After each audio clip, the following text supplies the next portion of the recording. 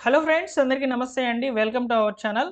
వాహన మిత్ర auto driver సేవలో పథకానికి సంబంధించి ప్రభుత్వము అక్టోబర్ 2వ తేదీన గాంధీ జయంతి సందర్భంగా ఎవరైతే యజమానులుగా డ్రైవర్లుగా అయితే ఉన్నారో వారికి సంబంధించి 15,000 రూపాయలైతే ఇవ్వడం జరుగుతుందన్నమాట. వాహన మిత్ర పథకాన్ని పేరు మార్చి ఆటో డ్రైవర్ సేవలు అనే పథకం ద్వారా అయితే ప్రభుత్వం అయితే లబ్ధిదారుల యొక్క ఖాతాల్లోకి 15,000 రూపాయలైతే ఇవ్వబోతుంది. అయితే ఈ పథకానికి సంబంధించి ప్రెజెంట్ గ్రామ వార్డు సచివాలయాలకు ఎలిజిబుల్ లిస్టులు, ఇనెలిజిబుల్ లిస్టులు వచ్చి ఉన్నాయి. ఇనెలిజిబుల్ లిస్ట్ ఎందుకు వచ్చిందంటే వీరికి మరొక అవకాశం అనేది ఇవ్వడం జరుగుతుందన్నమాట. అంటే గ్రీవెన్స్ అనేది పెట్టుకునేదానికి అవకాశం అయితే ఇచ్చింది. దీనికి సంబంధించి ఎలాంటి రీజన్స్‌తో మీరు గ్రీవెన్స్ అనేది రైజ్ చేసుకోవచ్చు అనేది ఈ వీడియోలో చెప్తాను. అలానే అప్లికేషన్ ఎలా చేయాలి, ఎవరి దగ్గర ఇవ్వాలో కూడా చెప్తాను.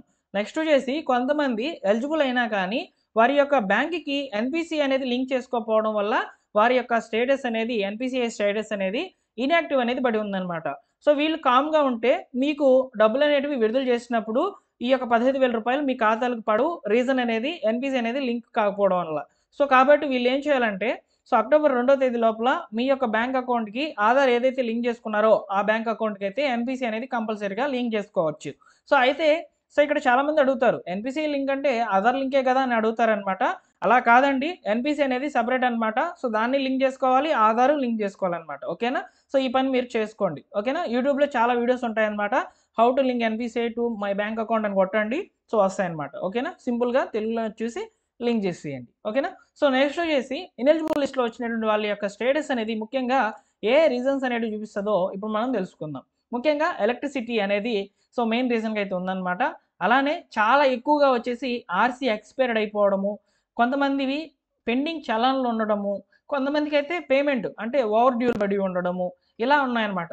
ఇవి నార్మల్‌గా కొత్తగా అయితే మీకు యాడ్ అవుతున్నాయన్నమాట గ్రీవెన్స్‌లో. అంతకుముందు మామూలుగా అయితే ఈ యొక్క ఎలక్ట్రిసిటీ వల్ల, గవర్నమెంట్ ఎంప్లాయీ ఉండడం వల్ల, ఫోర్ వీలర్ ఉండడం వల్ల, ఇన్‌కమ్ టాక్స్ ఉండడం వల్ల, ఇలా తగిన రీజన్స్‌తో అయితే మిమ్మల్ని ఇనెలిజిబుల్ లిస్ట్‌లోకి అయితే చేర్చేవాళ్ళనమాట. వన్ బై వన్‌గా మనం చూసుకుంటూ వద్దాము. గ్రీవెన్స్ అనేది ఏ విధంగా చేయవచ్చు, ఏ కారణాలకు చేయవచ్చు అనేది ఇక్కడ మనకు క్లియర్‌గా అయితే ఒకే పేజ్‌లో అయితే ఇచ్చున్నారనమాట. ఒకసారి చూసుకోండి ఎలక్ట్రిసిటీ. ఎలక్ట్రిసిటీ అనేది గడిచిన 12 నెలలుగా సరాసరి తీసుకుంటారనమాట. అంటే 12 నెలల కరెంట్ బిల్లులన్నీ కూడా యాడ్ చేసి దానికి డివైడెడ్ బై 12 చేస్తారనమాట. అప్పుడు యావరేజ్ అనేది 300 యూనిట్స్ గనుక మించి వచ్చినట్లయితే మిమ్మల్ని ఇనెలిజిబుల్ లిస్ట్‌లోకి అయితే పెట్టి ఉంటారు.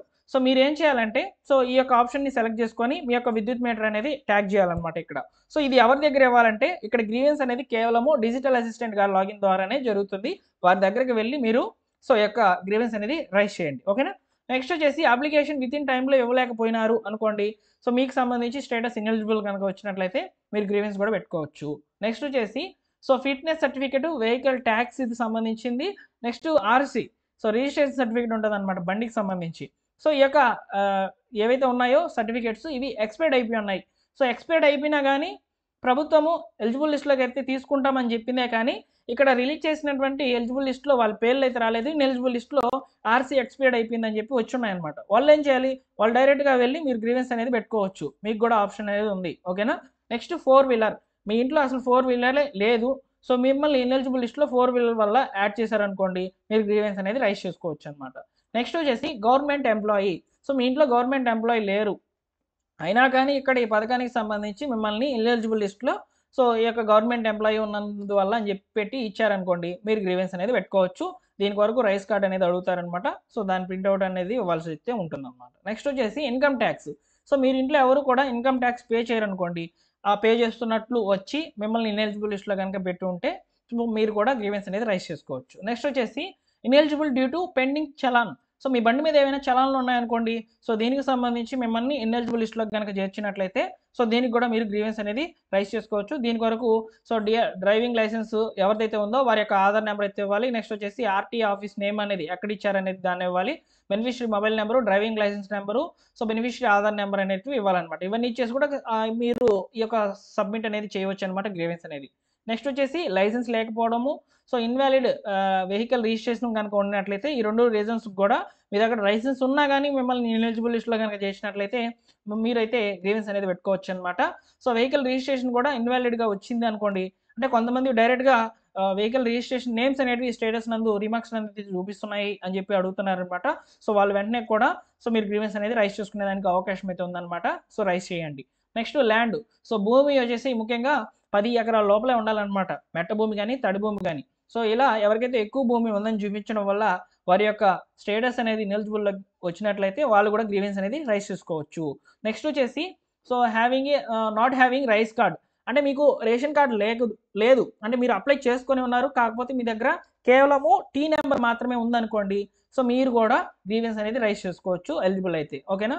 సో నెక్స్ట్ వచ్చేసి పేమెంట్, అంటే మీరు బండిని అంటే ఈ యొక్క ఆటో కానివ్వండి, ట్యాక్సీ కానివ్వండి, క్యాబ్ కానివ్వండి, సో మీరు ఈఎంఐ పద్ధతిలో తీసుకున్నారనుకోండి, సో ఈ పేమెంట్ అనేది క్లియర్ కాకుండా ఓవర్ డ్యూల్ కనుక ఉన్నట్లయితే సో మీరు దీనికి కూడా గ్రీవెన్స్ అనేది రైజ్ చేసుకోవచ్చు అనమాట. ఓకేనా. నెక్స్ట్ వచ్చేసి అర్బన్ ప్రాపర్టీ. సో పట్టణ ప్రాంతాల్లో మీకు వచ్చేసి స్థలం ఏదైతే ఉందో స్థలం అనేది 1000 చదరపు అడుగుల కంటే లోపలే ఉండాలన్నమాట.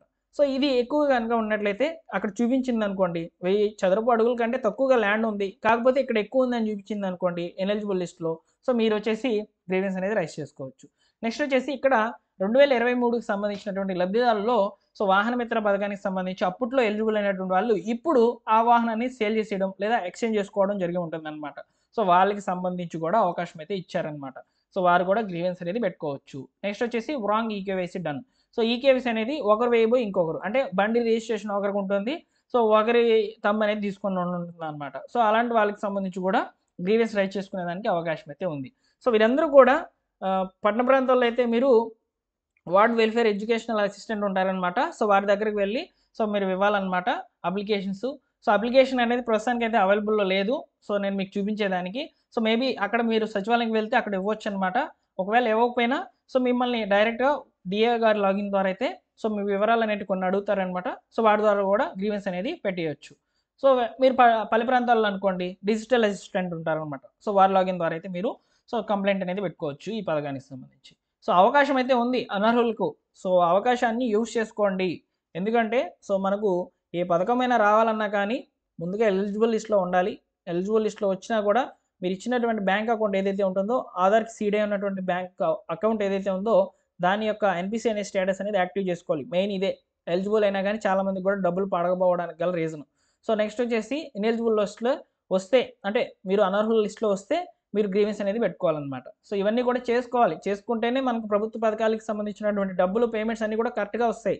సో మన ప్రయత్నం మనం చేయకుండా డబ్బులు రాలేదు అని కొట్టుకుంటే ఇలాంటి పరిస్థితులే ఎదురవుతాయి అనమాట. సో మనం గడిచిన 3 పథకాలు కూడా రిలీజ్ అయినాయి అనమాట. సో వాటిలో కూడా చూసాము. సో గ్రీవెన్స్ పెట్టుకున్నటువంటి వాళ్ళకి కొంతమందికి డబ్బులు కూడా పడినాయి. సో కొంతమంది ఎలిజిబుల్ అయినా కానీ డబ్బులు పడలేదు. ఎందుకంటే ఇలాంటి రీజన్సే ఉన్నాయన్నమాట. సో అన్నీ కూడా కరెక్ట్గా చెప్తాను. ఒక ఫ్రెండ్ లాగా మీకు ట్రీట్ అవుతానండి. ఖచ్చితంగా ఇన్ఫర్మేషన్ అనేది అప్డేట్ చేస్తూ వస్తాను. సో మీరు మన ఛానల్ సబ్స్క్రైబ్ చేసుకొని రెగ్యులర్గా అయితే ఫాలో అవుతుండండి. అలానే పక్కన గంట సింబల్ ఉంటుంది, దాని మీద క్లిక్ చేసేయండి. ఆల్ నోటిఫికేషన్స్ ఆన్లో పెట్టుకోండి. ఎప్పటికప్పుడు అప్డేట్స్ అనేవి వస్తాయి. Thank you for watching. మరొక ఇంపార్టెంట్ అప్డేట్తో మీ ముందుకైతే వస్తాను.